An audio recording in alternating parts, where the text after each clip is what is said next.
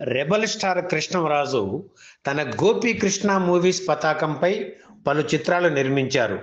సొంత బ్యానర్పై నిర్మించిన కృష్ణవేణి, అమరదీపం, భక్త కన్నప్ప, బొబ్బిలి బ్రహ్మన్న వంటి చిత్రాలతోనే ఆయన స్టార్గా ఎదిగారంటే అతిశయోక్తి కాదు. గోపీకృష్ణ బ్యానర్ ఆయన నిర్మించిన మరో హిట్ చిత్రం తాండ్ర పాపారాయుడు. దర్శకరత్న దాసరి నారాయణరావు దర్శకత్వంలో కృష్ణంరాజు సోదరుడు సూర్యనారాయణరాజు ఈ చిత్రాన్ని భారీ స్థాయిలో నిర్మించారు. 1986 అక్టోబర్ 10న విజయదశమి సందర్భంగా విడుదలైన ఈ చిత్రంలో జయప్రద కథానాయికగా నటించారు. హిందీ నటుడు ప్రాణ్ బుస్సీదొరగా నటించారు. నటరత్న ఎన్టీఆర్ హీరోగా 1964లో బొబ్బిలి యుద్ధం చిత్రం వచ్చింది. ఆ సినిమాలో తాండ్ర పాపారాయుడుగా ఎస్వి రంగారావు నటించారు. ఆ సినిమాలోని తాండ్ర పాపారాయుడు పాత్ర పరిధి తక్కువే.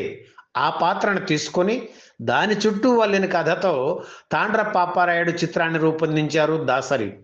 చరిత్ర, కొంత కల్పన ఆధారంగా ఈ చిత్రం రూపుదిద్దుకుంది. గోపీకృష్ణ సంస్థ కథా విభాగం అందించిన కథకు కొండవీటి వెంకట కవి మాటలు రాశారు. నారాయణరెడ్డి, కొసరాజు, దాసరి రాసిన పాటలకు సాలూరి రాజేశ్వరరావు స్వరాలు అందించారు. వీటిల్లో అభినందన మందారమాల పాట ఇప్పటికీ వినిపిస్తూనే ఉంది.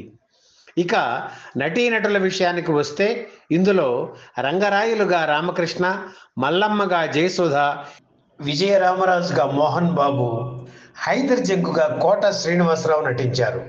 మిగిలిన పాత్రలను గుమ్మడి, కాంతారావు, జేవి సోమయాజులు, ధూళిపాళ, బాలయ్య, సుధాకర్, హరనాథ్, అంజలీదేవి, సూర్యకాంతమ్మ, విజయలలిత తదితరులు పోషించారు. సీమ, స్మిత, జయమాలిని తమ నృత్యాలతో అలరించారు. తాండ్ర పాపారాయుడు చిత్రం 1985 డిసెంబర్ 21న షూటింగ్ స్టార్ట్ చేశారు.